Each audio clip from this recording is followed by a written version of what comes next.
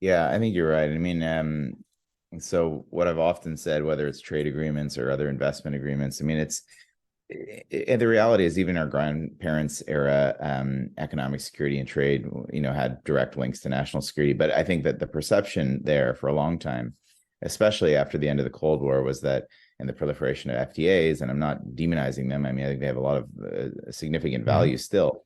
And I think that I still do promote them in certain cases. I think that, for example, the Trans-Pacific Partnership is a really key one in the region.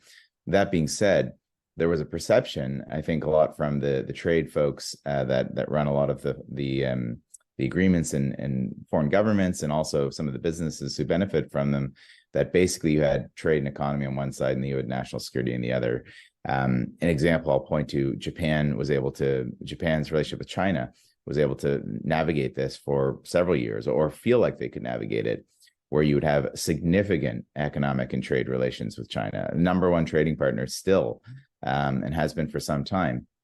And deep, not only deep historic distress, obviously because of Japan's invasion of China and World War II, but also just currently, deep strategic mistrust about China's role in the region, their activities around Japan. So they were able to feather this idea for several years and finally have come to terms with the fact that we can't keep this balance going any longer. It doesn't mean that we don't economically engage with China, but I think that there's going to be what's going to happen really is you're going to see a lot of countries build several small gardens with high walls. So it's not about walling your entire house or making your entire country an economic castle. I don't think it's in the interest of any of the Asian states to do this.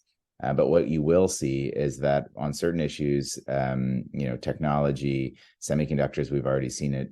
One of the areas where we're seeing much more export controls and restrictions.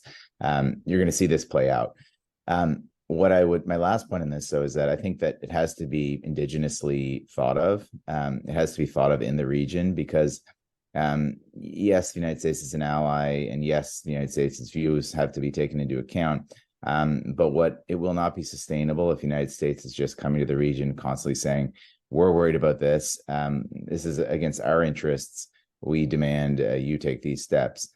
That's not going to be a sustainable way to maintain those alliances and partnerships on economic security.